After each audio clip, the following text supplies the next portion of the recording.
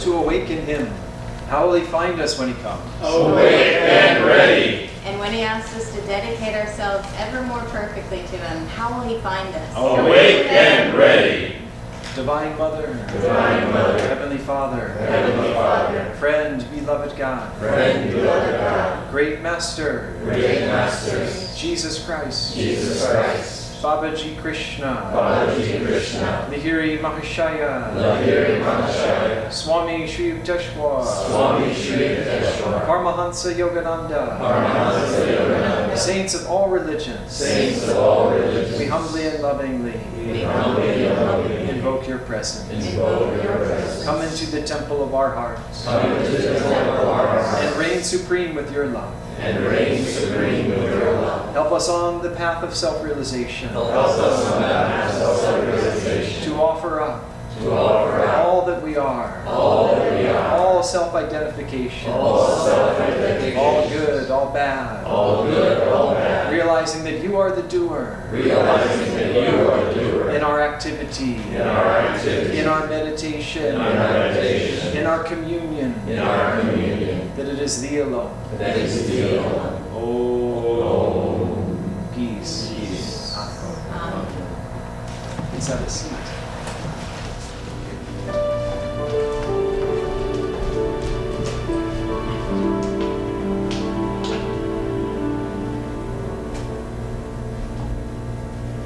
Keep calling him.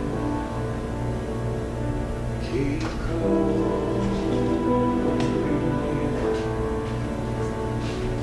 Keep calling him.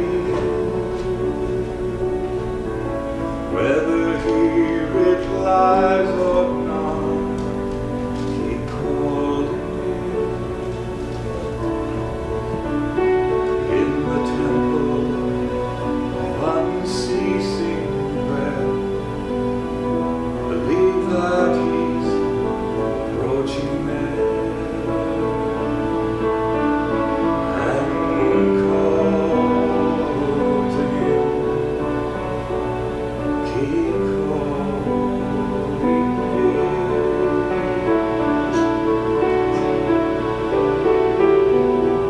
Loudest know I'm praying, Lord. No, I love no other. I'll speak not, nor ask when to expect from you an answer. You know my heart.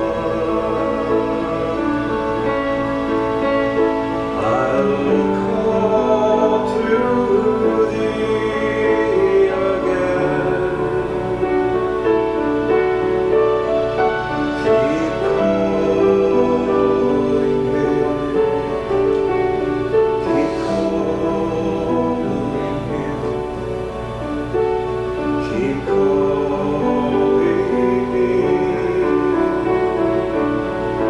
Whether he replies or not, keep calling him.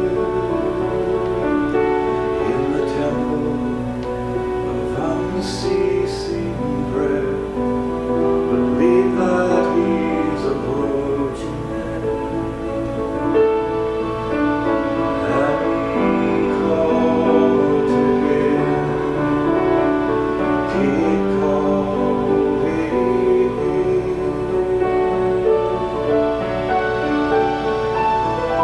Loudest know I'm praying, Lord. You know I love no other. I'll speak not, nor ask when to expect from you an answer. You know my heart. I'll call to thee again.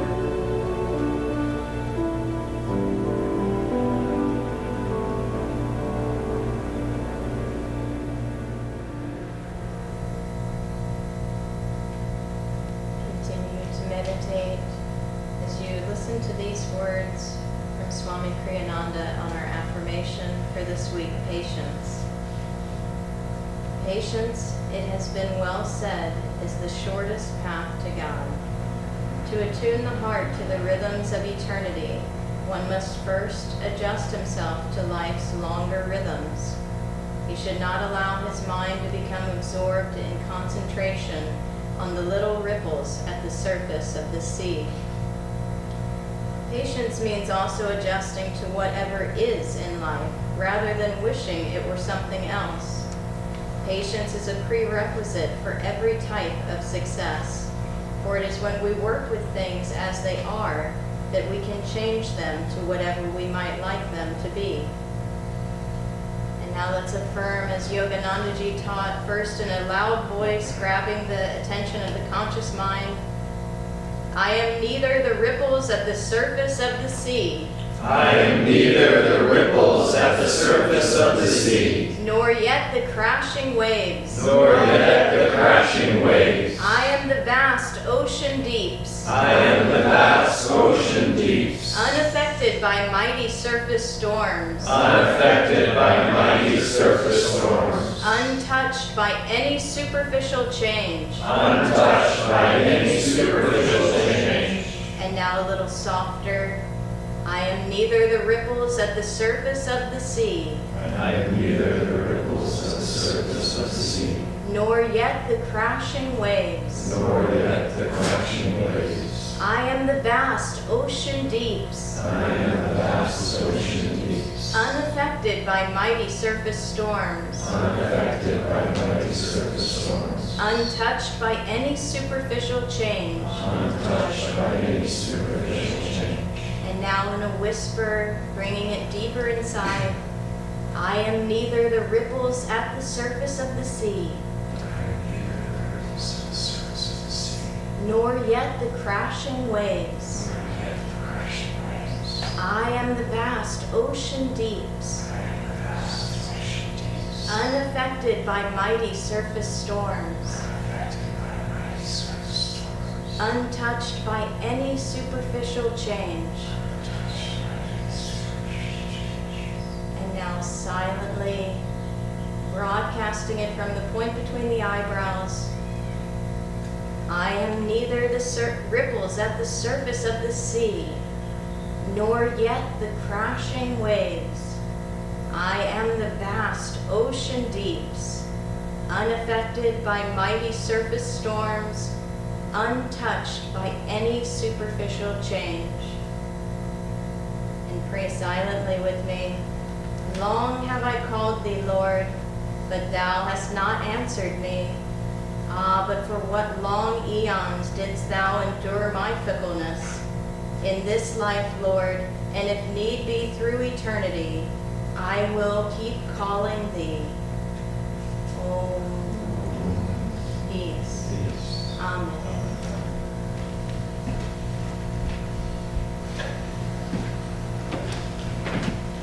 Good morning again. I want to introduce, we have a special guest, Nitai. He's an old friend and founder of the Living Wisdom Schools at Ananda Village, and is here with some of the high school girls. I think they've had a pilgrimage to some of the master shrines and been staying at the ashram, so we're really grateful. Nitai's going to share the talk today, so we're very happy about that. And the reading is from Rays of the One Light. These are weekly commentaries on the Bible and the Bhagavad Gita. And this is week 13, Deeds versus Intentions. Truth is one and eternal. Realize oneness with it in your deathless self within. The following commentary is based on the teachings of Paramahansa Yogananda. Jesus Christ emphasized repeatedly the spirit, not the letter of the law. In chapter 5 of the Gospel of St. Matthew, he speaks of the sin of killing and of the legal punishment attendant on that sin, but says that more important than the act is the desire to kill or to do harm. He shows that the sin of harmful desire goes beyond merely wanting to kill. My message to you, he said, is this. Whoever is angry with his brother without cause already stands condemned. Whoever contemptuously calls his brother a fool shall answer for it to the Supreme Council. And whoever calls his brother an outcast of God shall be in danger of hellfire. Brother here means any other human being. For all of us in the highest sense are brothers and sisters, children of our one Father, Mother, God. The true self of one is the self of all. To hurt another is, even if one doesn't realize it, to hurt oneself. Swami Kriyananda in The Path recalls an episode in which the master, Paramahansa Yogananda, revealed his sense of identity, even with the plants. One day Kriyananda wrote, "We were moving a delicate but rather heavy tropical plant into position on the hillside. Our handling evidently was too rough, for Master cried out, 'Be careful! What you are doing, can't you feel? It's alive!' To wish death to anyone, to wish even harm to another creature, is to deny in oneself the reality of that divine life of which all of us are manifestations. It is, in short, to deny the eternal truth proclaimed by the Bhagavad Gita in the 2nd chapter. This self is never born, nor does it perish. Once existing, it cannot ever cease to be. It is birthless, eternal, changeless, ever itself. It is not slain when the body is slain. Thus, through Holy Scripture, God has spoken to mankind.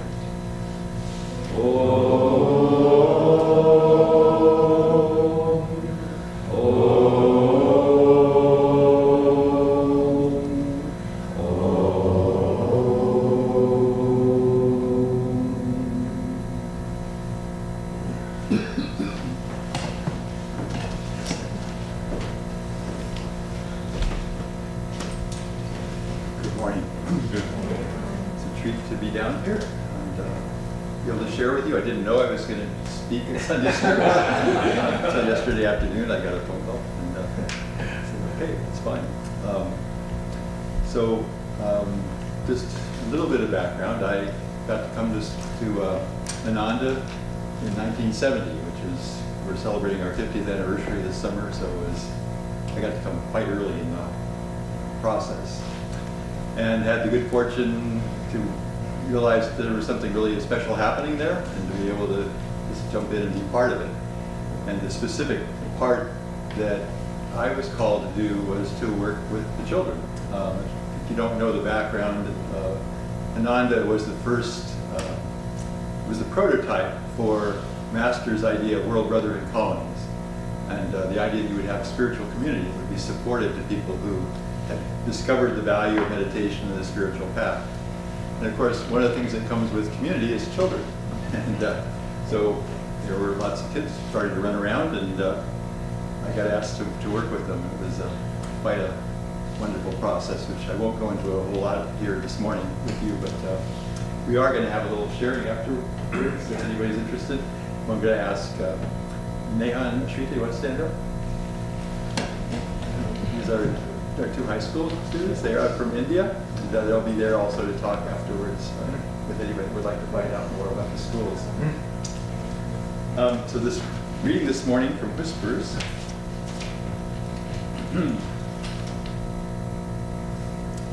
Prayers and the beads of love. I am saying my prayers and the beads of my love, strung with devotion.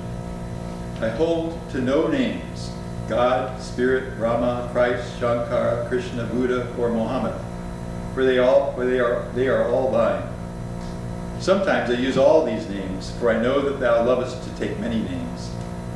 In thy cosmic plays in the stage of centuries, and in thy myriad appearances, thou hast taken unto thyself many names. But I know thou hast one changeless name, perennial joy. I played with thee many times. I sang thy songs.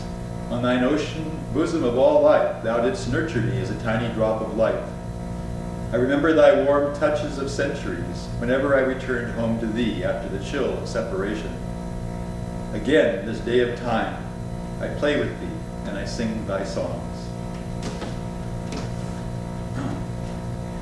These teachings are so profound and vast. I mean, right off the bat, you talk about there really is only one being that exists, and that's the divine, and that it permeates, and then more than permeates, it is everything, and we are part of that one being, and we express it in our many different ways.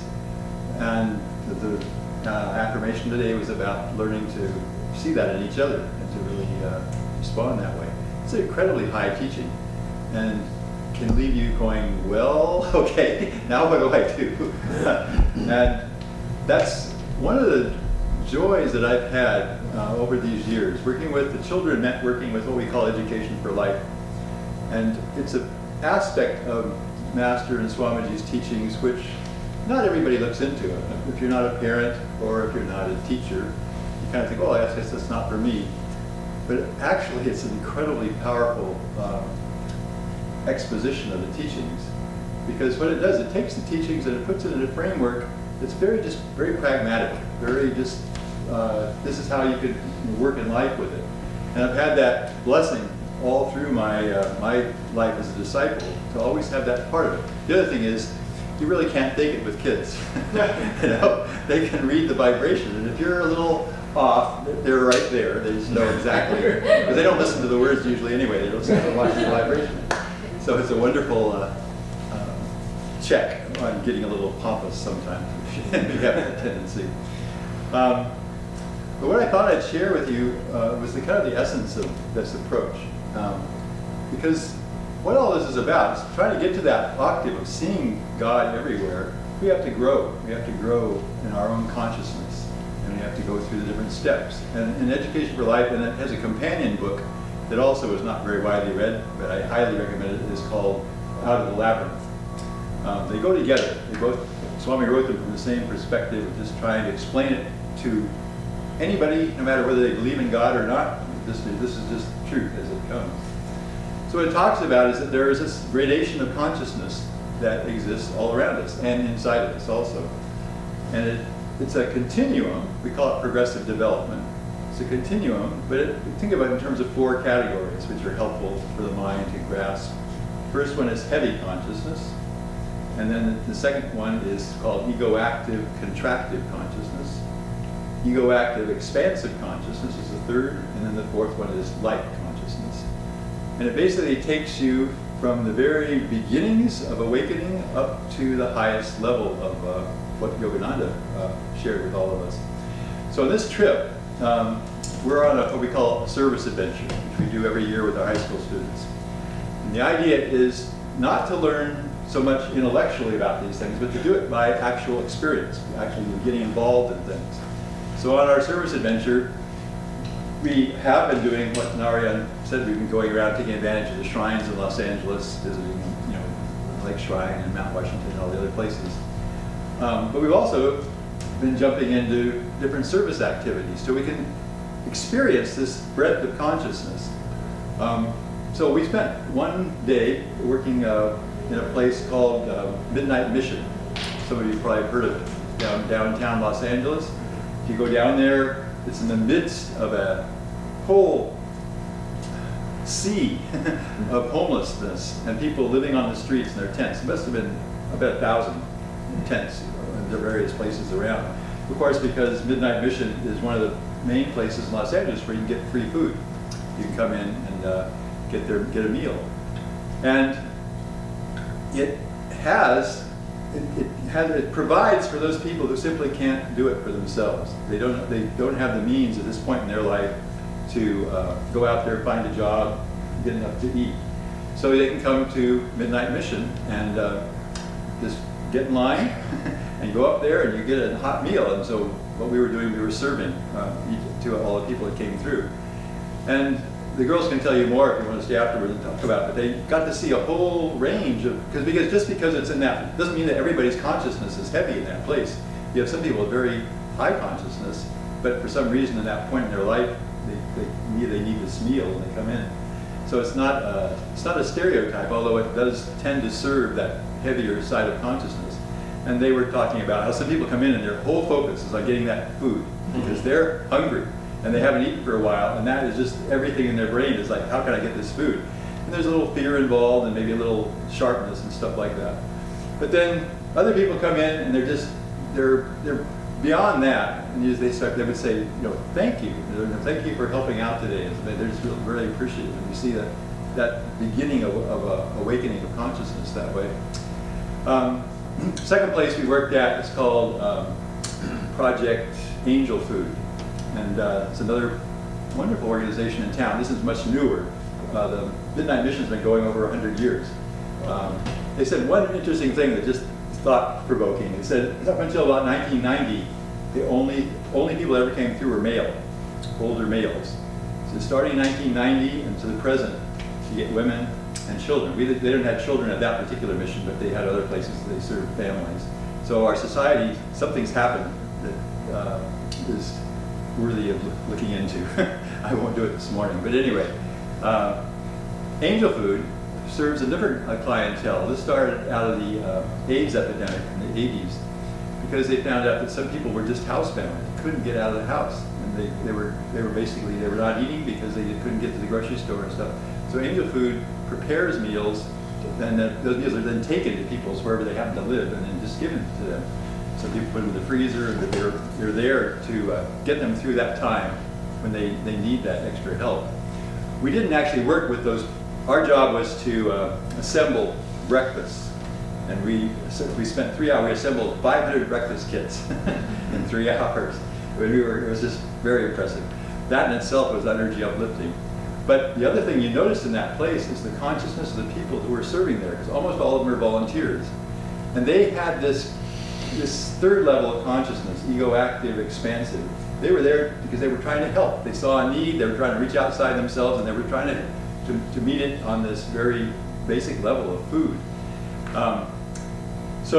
We got to experience a heavy consciousness of people just really barely surviving and trying to work their way out of that. And then we saw this ego-active, expansive consciousness of volunteers serving. And there was a joy that you could just see in people's faces. These people come here, a lot of them volunteer every week, or maybe every day sometimes. But they do it not because they're getting paid, but because of the uplifted consciousness that they feel in doing this. And it's a powerful tool. The second level of consciousness, the ego-active contractive, that's what we see every day when you walk down the street. Our society is very focused on this ego-active contractive, which is basically, what can I get out of it? How can I become wealthy? How can I become famous? How can I become, all important? All these different things. It's all about this little tiny ego. And that was the thing that confused me so much when I was growing up. One of the reasons I got to come to Ananda at an early age, I was 23 when I first visited, is because I'd become so disappointed with life as I grew up and started to realize this culture that I was growing up in.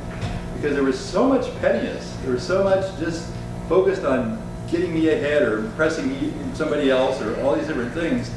And I thought, that can't be.